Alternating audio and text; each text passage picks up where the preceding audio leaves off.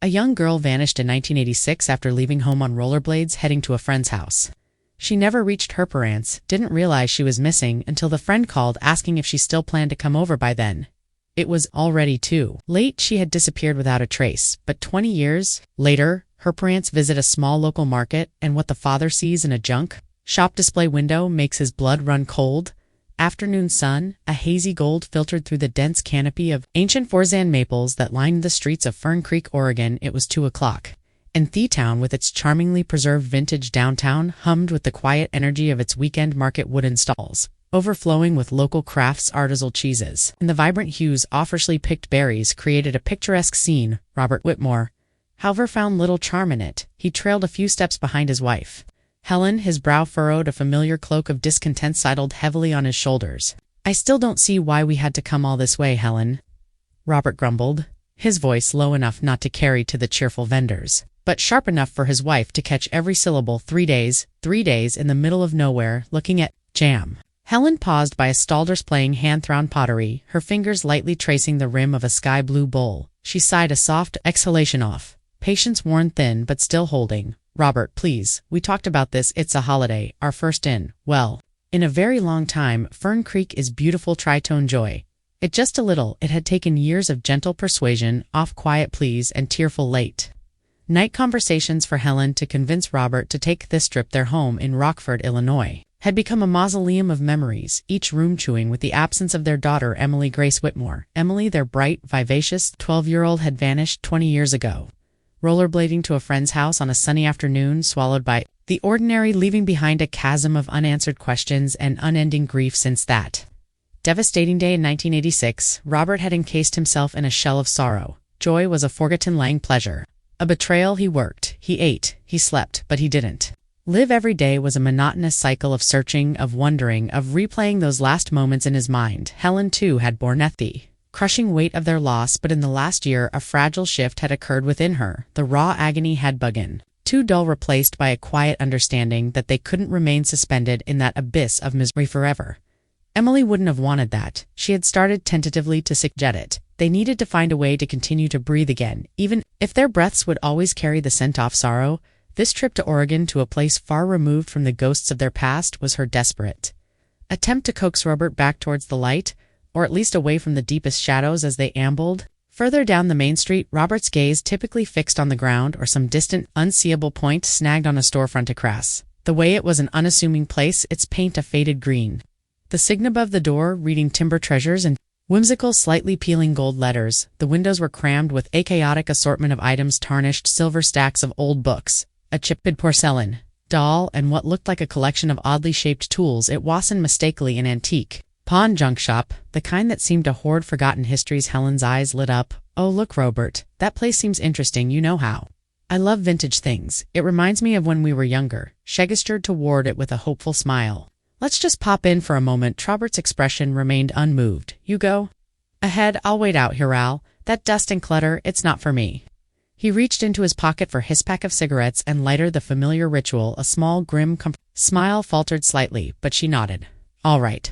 I won't be long." She crossed the street, her steps lighter than his, and disappeared through the doorway of Timber Treasures, the blob of it tinkling faintly. Robert leaned against the lamppost, the cigarette half wet, his lips. He was about to strike the lighter when his gaze almost idly drifted to the shop's dusty display window. His hand froze, his breath caught in his throat. There, nestled amongst a collection of discolored jars and a headless mannequin torso sitting on a rough wooden shelf, was a pair of rollerblades, pink and blue, battered to the plastic, showing its age and clearly a child's size.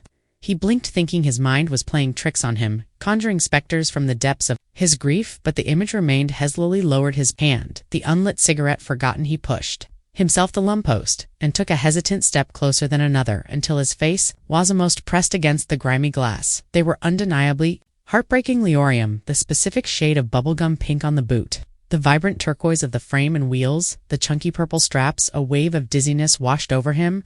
Emily had owned a pair exactly like that. No, not like that. Those he'd bought them for her 12th birthday. Remembered the way her eyes had lit up, the sheer, unadulterated joy as she'd strapped them on, wobbling at first, then lighting, a blur of color and laughter. The cigarette and lighter clattered back into His pocket he didn't think he racked. He yanked open the shop door, the bell jangling violently, and strode inside, his eyes scanning the dim interior until they landed on a man with thinning hair and a weary expression standing behind a cluttered counter. Helen, who had been examining a display of vintage radios near the back, turned in, surprised at his abrupt entrance. "Robert, what is it? Are you all right?" She hurried towards him, concern etched on her face. Robert ignored her for the moment, his attention fixed on the shopkeeper, the rollerblades. He said, his voice raspy. "Grant in the window. I need to see them now."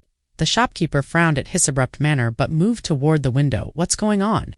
Helen asked. "Look," Robert said, his voice barely above a whisper. The shopkeeper returned with the rollerblades and placed them on the counter. Helen's hand flew to her mouth as she saw them. "Robert," she breathed, "they look just like Emily's." Robert finished, reaching out with trembling hands to pick up one of the blades. He turned it over in his hands, examining every detail. "Size 4, that is the size I bought her." Helen shook her head, placing a restraining hand on his arm. "Robert, please, don't do this to yourself. There must be thousands of affairs like these. It's just a coincidence." But Robert wasn't listening. Flipped the rollerblades over and checked the bottom. There, scratched into the plastic toe guard, were the initials EGW. "Emily Grace Whitmore," he whispered, his voice cracking. "I carved these myself, Helen. These are hers. These are Emily's rollerblades." Helen's skepticism vanished as she saw the initials. She reached out and traced the letters with her fingertip, her hand shaking. "How is this possible? How did they end up here thousands of miles from home?" The shopkeeper, who had been listening to their exchange with growing interest, cleared his throat as their problem. Robert looked up, his eyes intense. "These rollerblades belong to our daughter. She disappeared 20 years ago. While wearing them, where did you get these?" The shopkeeper's demeanor changed. Instantly he reached for the rollerblades. "I'm sorry about your daughter, but these aren't yours anymore. If you want them, you'll have to pay the listed price." Robert stared at him in disbelief. "You don't understand. These are evidence. Our daughter was abducted. While wearing these, I don't care what story you're telling." The shopkeeper replied coldly, "All I know is these are inventory in Miss Hope, and they're priced at $45. $45? Robert exclaimed. "That's highway robbery. I paid less for them brand new 20 years ago. Inflation." The shopkeeper said, "With Ashrog plus vintage items command a premium." These days. Shalon placed a calming hand on Robert's arm. "Maybe we should just pay for them, Robert. It doesn't matter what they cost." "No," Robert said firmly. "These are ours. They were stolen from us, just like our daughter was stolen from us. I'm not paying for something that belongs to us." These shopkeepers face hardened. "If you're not going to buy them, I'll have to ask you to leave." When Robert refused to move, the shopkeeper came around the counter and attempted to physically guide them toward the door. Robert resisted, clutching the rollerblades tightly. To his chest, the commotion attracted the attention of passers-by. Outside, an uniformed police officer who had been patrolling the market approached the shop. He stepped inside, taking in Thessany with a practiced eye. "What's going on here?" he asked. The shopkeeper pointed an accusatory finger at Robert. "This man is trying to steal merchandise from Mishap." "I'm not stealing anything," Robert protested. "These rollerblades belong to my daughter. She was wearing them when she disappeared 20 years ago in our hometown in Illinois." The officer looked skeptical. "Sir, if you have a claim to that property, there are proper legal channels to pursue. You can't just take them." "Look," Robert said, desperately turning the rollerblades over. "See these initials? EGGW. Emily Grace Whitmore. My daughter. I carved them myself. And there's a product serial number here that would match the receipt I kept all these years." Theo Fasser's expression changed slightly as he examined the initials. He took a step back and spoke into his radio, requesting information about a missing persons case from Illinois from 20 years prior. After a brief conversation, the officer's demeanor changed completely. He turned to Robert with new respect in his eyes. "Mr. Whitmore, I apologize. The station confirms there is indeed an open case matching your description." He turned to the shopkeeper. "I need to speak with the owner of this establishment. I'm just an employee." The shopkeeper said defensively, "The owner isn't here today. I'll need their contact information." The officer replied firmly. The shopkeeper hesitated, then reached under the counter and produced a business card. "That's the owner's information. Victor Manson Butts. Not going to be happy about this." The officer pocketed the card, confiscating these rollerblades as potential evidence in an ongoing investigation. He turned to Robert and Helen. "Mr. and Mrs. Whitmore, I'd like you to accompany me to the station to provide a statement." As they left the shop, Robert felt a glimmer of hope for the first time in 20 years. Maybe, just maybe, this was the break they had been waiting for. Robert and Helen followed the police officer to his patrol car parked at the edge of the market. Officer Brennan, as his name badge identified him, suggested they drove and follow him to the station. "It's not far," he assured them, "just about 10 minutes down Main Street, the Fern Creek Police station was a modest brick building with a small American flag fluttering. Above the entrance inside the atmosphere was calm and professional, a stark contrast to the emotional turmoil Robert felt brewing inside him.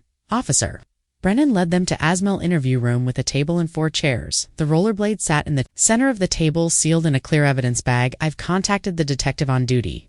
Officer Brennan explained he'll want to take your full statement. In the meantime, I need to verify a few details. He pulled out annotated pen. Can you describe your daughter as she was when she disappeared? Robert cleared his throat. Maylee was 12 years old. She had auburn hair, shoulder length, and green eyes. She was tall for her age, about 5'20". She had a small scar on her right forearm from when she fell off our backyard fence when she was 7. Officer Brennan nodded, making notes. And when exactly did she disappear? June 15, 1986. Helen answered, her voice steady despite the pain in her eyes. It was a Sunday afternoon around 300 p.m. She was going to her friend Samantha's house, a Boothwolf. A mile away. She wanted to show off her new rollerblades. She never arrived at Samantha's. Robert continued, we didn't realize anything was wrong until Samantha's mother called around 5 o'clock p.m. asking if Emily was still coming over. The door opened and a man in plainclothes entered. He was in his 40s, with salt and pepper hair and a serious expression. I'm Detective Marshall. He introduced himself, shaking hands with Robert and Helen. I understand you've discovered a potential lead in your daughter's disappearance. Robert nodded toward the evidence bag. Those are Emily's rollerblades. I'm sure of it. Detective Marshall sat down across from them. I've contacted the authorities in Illinois. They're sending over the case files, but it may take a few hours in. The man to I'd like to hear the full story from you for the next hour. Robert and Helen took turns explaining the events surrounding Emily's disappearance. They described the massive search efforts, the volunteers that combed the woods and neighborhoods, the flyers they had distributed across the state, and baned. We never stopped looking, Robert said, his voice thick with emotion. Took a leave of absence from work that first year. We set up a tip line here at Provate Investigators when the police investigation stalled, but there was never anything solid. Just nothing. Detective Marshall nodded sympathetically. And now, after all this time, you find her rollerblades in a small town in Oregon. It's quite extraordinary. Is there any way to trace how they ended up here? Helen asked. The shop employee wasn't very helpful. We're working on that, Detective Marshall assured her. I've dispatched an another officer to run a background check on the shop owner. Victor Manson will also visit the shop tomorrow to examine their inventory records. He turned his attention to the rollerblades, carefully removing them from the evidence bag with gloved hands. These will be photographed and logged as evidence. We'll also check for any prints or trace evidence, though. After 20 years, that's unlikely to yield much. As he spoke, another officer entered with a folder. Detective Marshall reviewed its contents, his expression turning thoughtful. Mr. Manson purchased timber treasures 18 years ago. He informed them prior to that he appears to have moved around quite a bit. No criminal record, but not much of a paper trail either. He showed them a DMV photo of Victor Manson, a man in his 50s, with thinning hair and a stern expression. Do you recognize this man? He asked. Robert and Helen both shook their heads. He'll be back in town in 2 days, according to his employee. Detective Marshall continued. We'll bring him in for questioning. By the time all the preliminary work was done, the sun was setting outside the station windows. Detective Marshall escorted Robert and Helen to the station entrance. Will continue investigating TV's lead. He promised. I've assigned an officer to revisit the shop tomorrow, see if there might be any other items connected to your daughter. In the meantime, try to get some. As they stepped outside into the fading daylight, Robert felt a strange mixture of hope and dread. The rollerblades were real, tangible proof that somehow, somewhere, there might be answers about what happened to Emily. But what those answers might reveal after all these years terrified him more than he cared to admit. The sunset painted dusky in hues of orange and pink as Robert and Helen made their way back toward the market. Despite the lateness of the hour, Robert insisted on returning. 2 timber treasures. The police will handle it, Robert, Helen said, tugging gently at his arm. We should go back to our Airbnb and rest. It's been a draining day. I need to see it again, Robert insisted, his pace quickening. There might be something else there, something we missed. Helen sighed but followed him nonetheless, recognizing the determined set of his jaw. Most of the market stalls had been for the day, with vendors packing up their unsold goods. Only a few restaurants remained open here. Warm lights glowing invitingly in the gathering dusk. As they approached Timber Treasures, they saw the shopkeeper from earlier locking the front door. He spotted them and visibly tensed his movements. Booming, hurried look. There's someone else coming out, Helen whispered, pointing to a side door that Robert hadn't noticed earlier. A man emerged from the alley beside the shop. He wore a leather jacket and a cowboy hat pulled low over his face, but even from a distance, there was something familiar about his profile. Robert squinted, trying to place him. He looks like the man in the photo.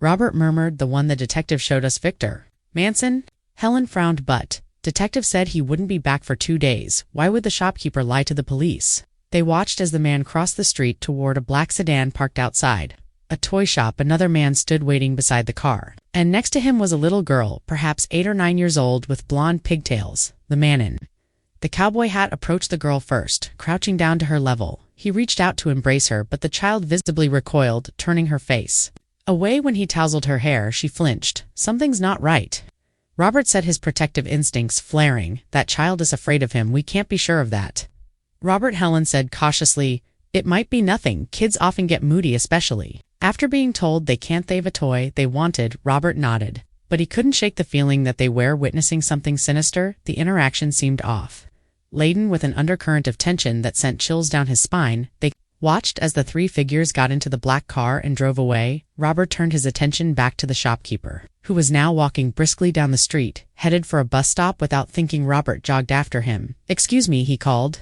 out. The shopkeeper turned, his expression souring when he recognized Robert. What now? The police already took what you wanted. That man who just left through the side door, Robert said, catching his breath. Waste at Victor Manson, the owner. The shopkeeper's eyes narrowed. I don't have to answer your questions. If the police want information, they can ask me directly. Just tell me if that was him, Robert pressed. The shopkeeper rolled his eyes. Geez, you people just can't calm down, can you? No, that wasn't the boss. It was his brother. Now, are you satisfied? Go. Satisfied? Go away and leave me alone with that. He boarded a bus that had just pulled up. Tooth stop, effectively ending the conversation. Helen caught up to Robert as the bus pulled away. What did Hess say? He claims it was Manson's brother, not Manson himself, Robert replied. His brow furrowed. But why didn't he mention to the police that his brother is here if the owner is out of town? Helen shivered, pulling her cardigan tighter around her shoulders. I don't know, Robert, but it's getting dark and we're both exhausted. Let's go back to the Airbnb and call Detective Marshall in the morning.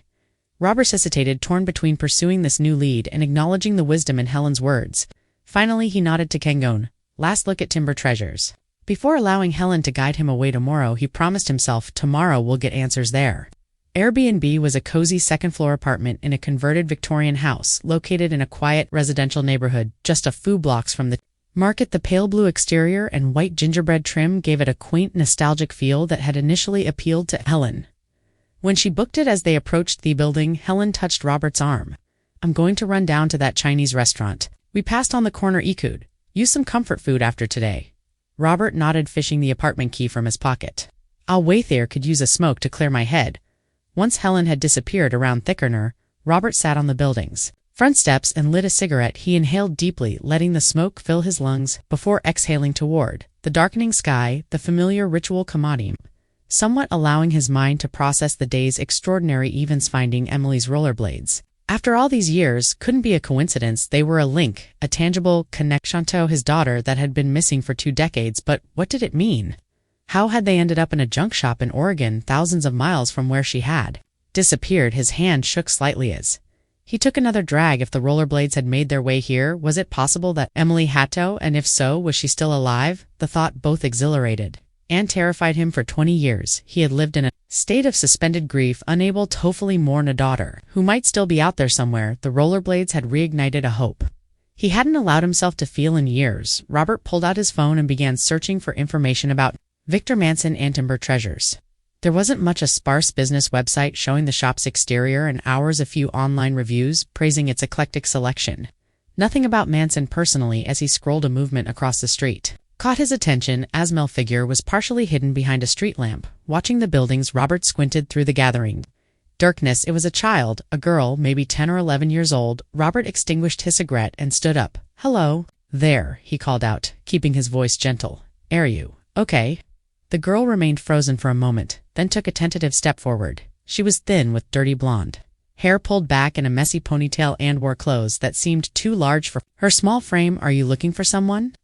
Robert asked, approaching carefully. The girl looked up at him with wide, serious eyes. Please, sir, she said in a small voice. Can you help me save my sister? A bad man took her. Robert glanced around suddenly, alert. Was this some kind of off-step, a distraction while someone broke into the apartment? But the street was quiet, no suspicious vehicles or lurking figures. What's your name? He asked, crouching down to her level. Carla. The girl replied, Please, I need help. No one believes me. Who sent you here, Carla? No one sent me. She insisted I'm alone. I ran away from the orphanage to find my sister. I saw her today, but I was too scared to help her by myself. Robert's thoughts raced. An orphaned girl, a missing sister. It echoed his own situation too. Closely to be coincidental. Your sister, where did you see her? In the market, Carla said, with the man in the hat. She's scared of him, but she has to pretend she's not Robert's. Breath caught the little girl with the pigtails, the one who had flinched when the man touched her hair. This man in the hat. Robert said carefully. Is he tall, with thinning hair, wears a leather jacket? Carla nodded vigorously. That's him. He took Jasmine from the orphanage, said he adopted Erbot. It's not true. He's a bad man. Robert's mind raced. He thought of Emily, of the years stolen from her, of the answers that had eluded him for 2 decades, and now this child stood before him facing the same potential tragedy. Do you know where they took your sister? He asked. Carla nodded. He followed them before. I know where they go, but I can't get her out alone. Robert's conscience weighed with his caution. This could be dangerous possible, I guess. The right thing would be to call the police, let them handle it, but the frustration of official channels, of procedures and protocols that moved too slowly while a child remained in danger. Let me help you, he found himself saying. Let me get my car. He sent a quick text to Helen, taking the car for a bit. Something came up. Use your key, start dinner without me, be back. Soon as they climbed into his rental car, Robert knew he might be making a terrible mistake, but he also knew Heckle didn't live with himself.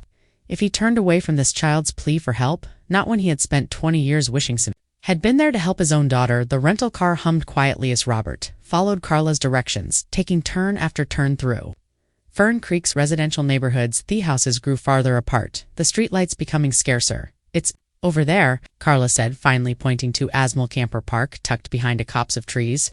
Robert parked at the entrance scene, cut the engine in the dim light. He could make out several RVs and campers arranged in a loose semicircle at the far end, sat alone. Camper van, its windows glowing with yellow light. That's it, Carla whispered. Robert hesitated, his hand on the door handle.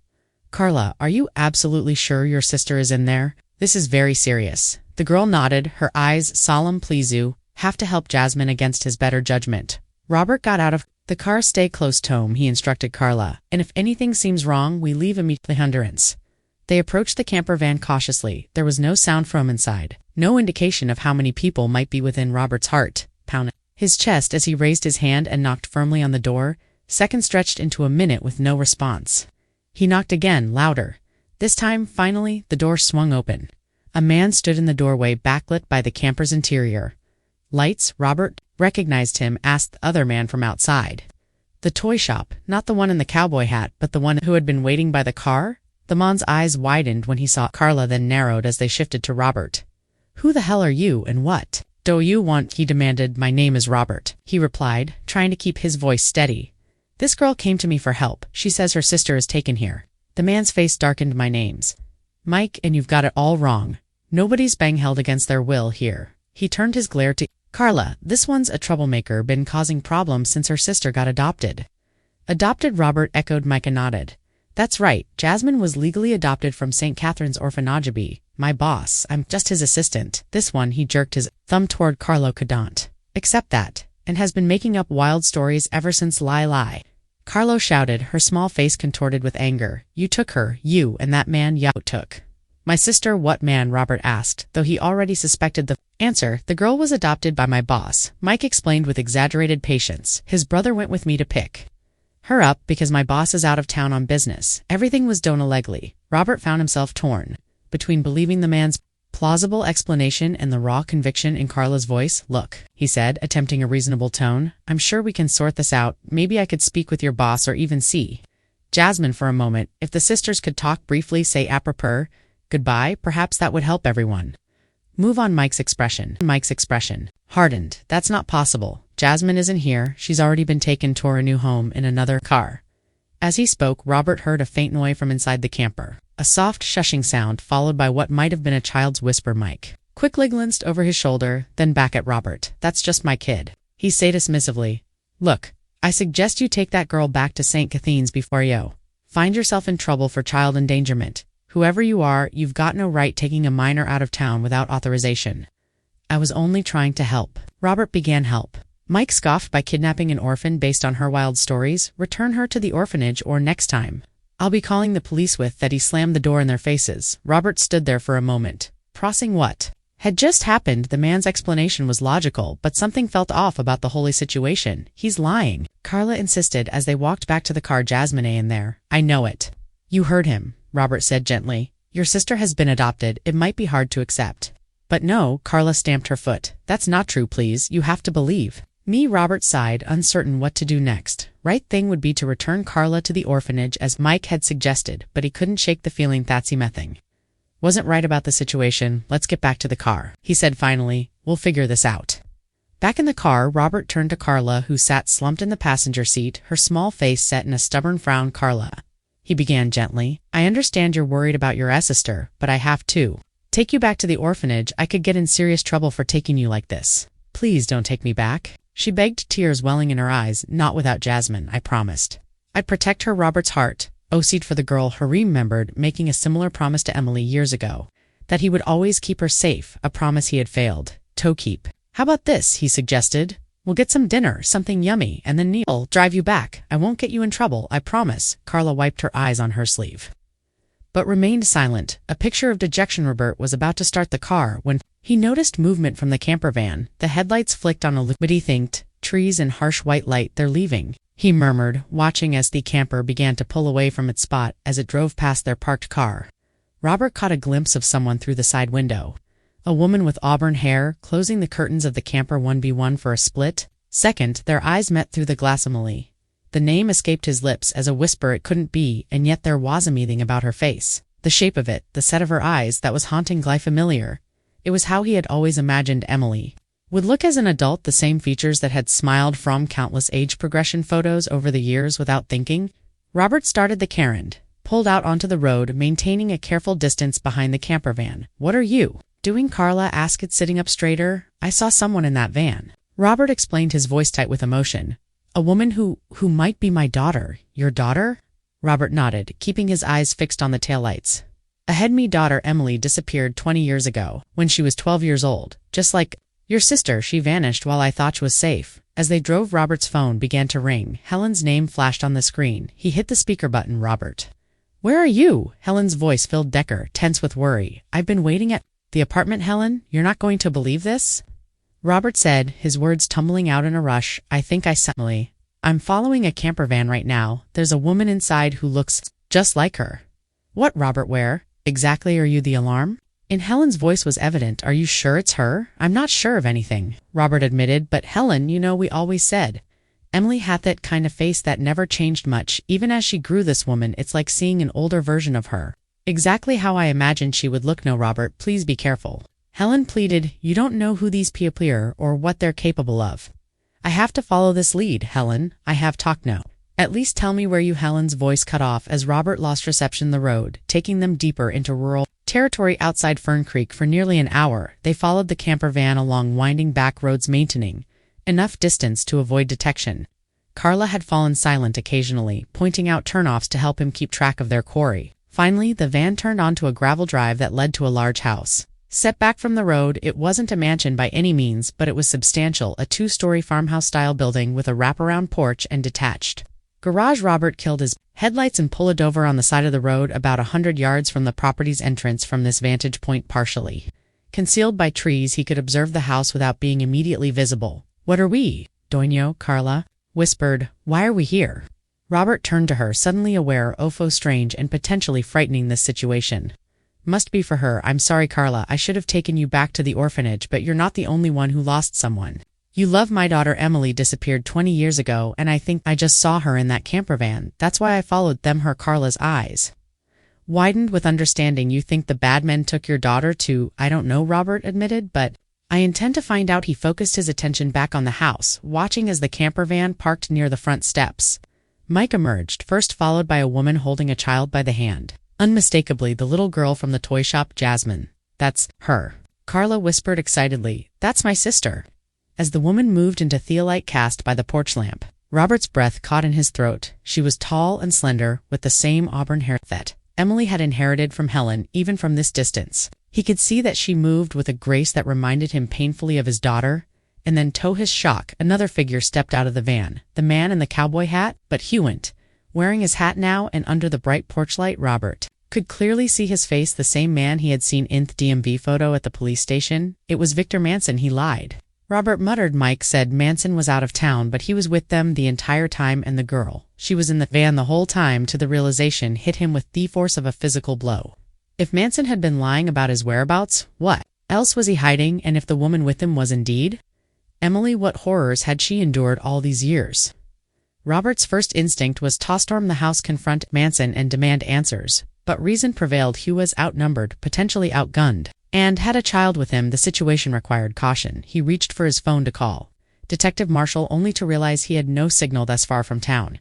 He was on his own with no backup and no plan as he debated his next move. A sharp knock on the driver's side window made him jump. He turned to see Mike's face pressed against the glass's expression. "Murderous, stay in the car," Robert instructed, Carlahey's voice low and urgent. "Lock the doors." He rolled down the window, just enough to speak. "Mike, I was just about to leave like hell you were." Mike spat. "You followed us all the way out here. What are you, some kind of stalker?" Robert's mind raced for an explanation that wouldn't escalate the situation. The girl wanted to see her sister. "Last time I thought if we could just talk to you reasonably. You're trespassing on private property." Mike cut him off. "I don't know who you think you are, but you've crossed a line. Both of you need to come with Menno. I don't think that's a good idea," Robert replied, his hand hovering near ignition. Mike's expression darkened. "It wasn't a request either. You both come willingly or I radio the house and we handled this differently." He patted something under his jacket, theatline of what could only be a gun. Robert's blood ran cold, but he knew he had to remain calm for Carla's sake. "All right," he said slowly, opening the door.